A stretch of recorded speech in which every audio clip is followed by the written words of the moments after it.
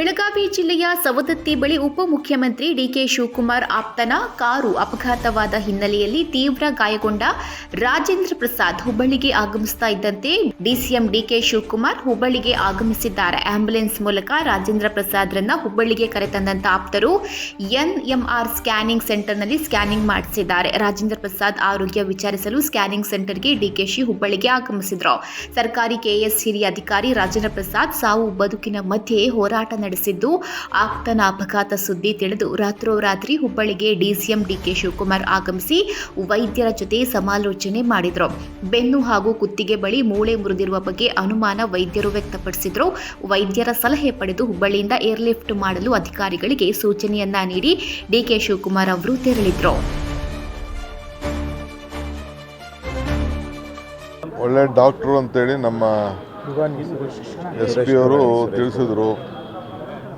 So ಅದಕ್ಕೆ ಇಲ್ಲೇ admit ಮಾಡಿ ಅಂತ ಹೇಳಿದೆ ನಾನು. ಸೊ ಎಲ್ಲ ಪರಿಶೀಲನೆ ಮಾಡಿದ್ದಾರೆ, ಸ್ಕ್ಯಾನ್ ಮಾಡಿದ್ದಾರೆ. ಆತಂಕ ಪಡುವಂಥದ್ದು ಏನೂ ಇಲ್ಲ. ಒಂದೆರಡು ದಿನ ರೆಸ್ಟ್ ಬೇಕು ಅಂತ ಹೇಳಿದ್ದಾರೆ ಅಷ್ಟೇ. ಏನು ಮೇಜರ್ ಫ್ರ್ಯಾಕ್ಚರ್ಸ್ ಏನೂ ಆಗಿಲ್ಲ. ಕತ್ತಲ್ಲಿ ಸ್ವಲ್ಪ ನಾನು ಮಾತಾಡಿದೆ ರಾಜೇಂದ್ರ ಪ್ರಸಾದ್ ಹತ್ರ. ಸೊ ಭಾಳ ನೋವು ಒಂದೊಂದು ಮಾತು ಹೇಳ್ತಾ ಇದ್ದಾರೆ.